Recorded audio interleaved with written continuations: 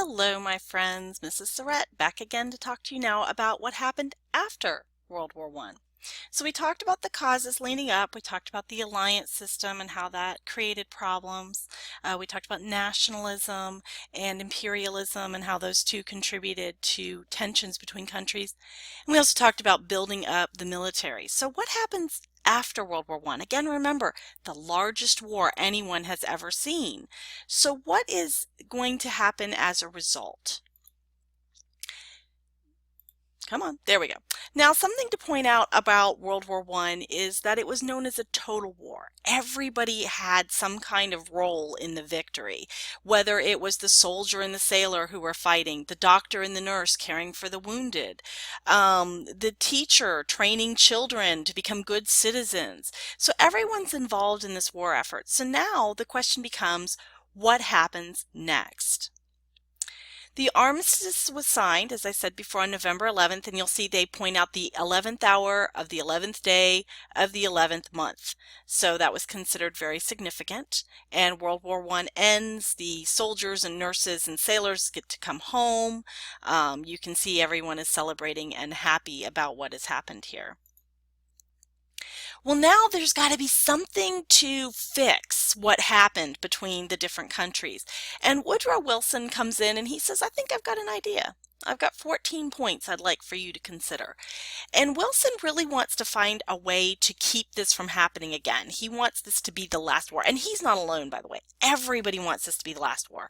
No one ever wants to see a war of this scale again. So in January of 1918, Wilson brings out his 14 points.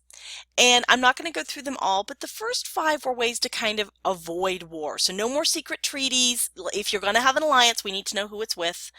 Freedom of the seas. The Germans can't have their unrestricted submarines or Unterboats, underboats, that's what that means, patrolling anymore. Everyone has to have freedom. No, the tariffs in general need to come down. You know, people were trying to put tariffs on products coming into their country, and so what that meant was the taxes were just getting crazy. Fewer arms, reduction of arms, fewer weapons and guns. And then let's think about the colonial people that we control. Let's let them have some self-determination. Let them figure out which country they want to be involved in. And he's speaking in particular to that area, that Balkan powder keg, which before people were forced to go in one direction or another. Now he's saying, let's let them make some decisions of their own.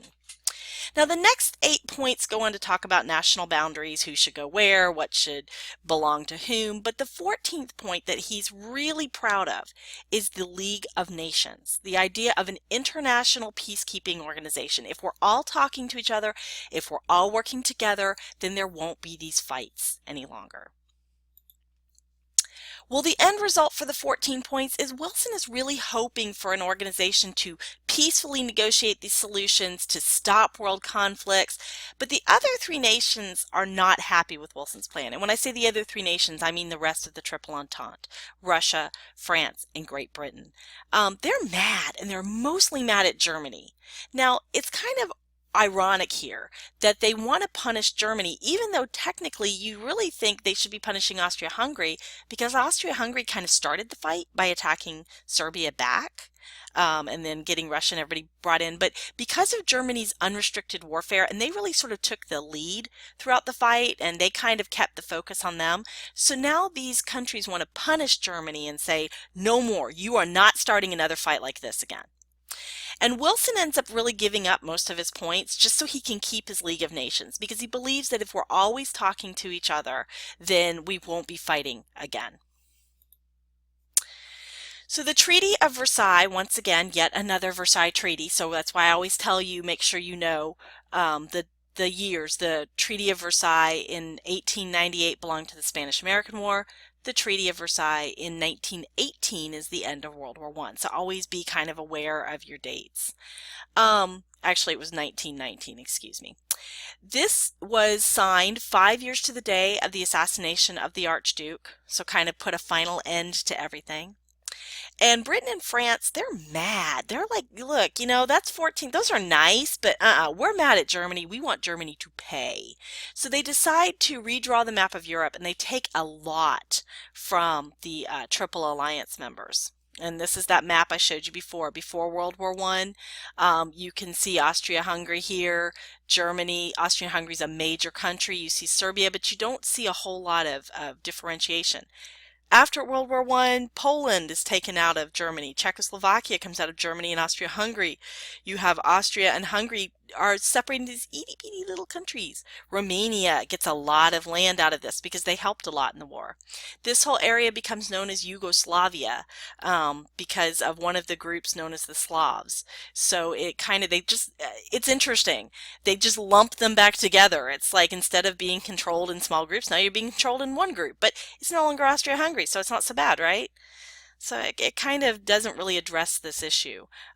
These republics up here come out. You have Prussia becomes an itty bitty teeny tiny little area. You have Lithuania, Latvia, Estonia come out of here, and Finland shows up. Hello, Finland. And then over here, the Ottoman Empire becomes Turkey. So there's a lot of changes going on to the land of this time. All right, so the major provisions of the Treaty of Versailles, they do include the League of Nations. They do give Wilson that. Okay, an international peace organization, that kind of makes sense. Originally, they're like, we're not going to let the enemy people, we're not going to let the Triple Alliance in, Germany. They're also not going to let Russia in because they're still not sure about Russia and that revolution. Germany has to return a lot of land. They give Alsace-Lorraine back to France, which has been an area that France and Germany fought over for a long time. French get more land. Of course, they won the war, so they have the right. And Germany basically gives up all of its colonies in Africa as well as the Pacific. So Germany just kind of gets shut into its own borders. They put limits on the size of the German army. They don't allow Germany to import or manufacture weapons. They're not allowed to have submarines. They can't have air force anymore. In World War One, this is the first use of the airplane as a weapon. You may have heard the song about Snoopy and the Red Baron that actually came out of World War One. And they basically say Germany is responsible for the entire war. All war guilt goes to Germany. So Germany has to pay $33 billion in reparations, like an apology to the Allies. Guys, yourself, when you're told that you've done something wrong, that's bad enough. But when someone puts a massive crushing punishment on top of you, you're not going to forget that. And we're going to see this cropping back up again as another problem in about 30 more years. Actually, 20. In the meantime, at home, during the war, there was a lot of attack on civil liberties. People who were immigrants from Germany and Austria-Hungary suffered quite a bit. No German language, no German culture. People who were German often changed their names. That's why you'll see that in England they changed their names to the royal family, changes their name to a more Anglican sounding name. So German language and culture really takes a hit here. The United States creates the Espionage and Sedition Acts. There's a lot of people who are still not sure about getting into this war, who are still upset, and they're speaking out against the war. So they say that if you speak against the war, you can be fined or imprisoned for 20 years. And they're basically saying this kind of incites rebellion. So if you're saying that the military is wrong, the government is wrong, then you're basically saying you want to overthrow the government and you're obstructing people from going into the military. If you make a disloyal or abusive remark about the United States government, that's sedition. And so a lot of people get upset because they're like, whoa, you're violating the First Amendment. And this brings up a big argument. I mean, how much can the government stop people from saying what they're thinking and what they're doing? And they really go after the socialist and labor leaders. Remember, Russia went through that big revolution, and now they're moving towards a more socialist or communist government. The United States is like, well, you don't want to see that here. So you see a lot of changes, and you'll see this political cartoon of the sedition bills or a giant snake, and they're attacking free press, free speech, and honest opinion. That was one person's political cartoon about it. Eugene Debs, remember him? He was the leader of the American Federation of Labor. Well, now he's a Socialist Party presidential candidate. And he actually goes to jail under the Espionage and Sedition Acts in Atlanta for speaking out against military recruiting. So people were coming around and saying, Uncle Sam needs you, you need to join the army, and he spoke out against it. So he was kind of one of the big leaders of the um, the anti-war movement. Now, how about what was going on with African Americans during the war? You've got some African Americans who support the war. In fact, most do. W.E.B. Du Bois, for example, is an African American leader at that time. He's urging people to support the war. He's saying, let's have racial justice. Let's support this and become a part of things and be have more justice, more fairness towards us. But then there's other people who have been victims of racism, and they're saying, well, now wait a minute. The government is racist towards us. They treat us like garbage, but we're supposed to support them? Well, doesn't that kind of mean we're supporting racism?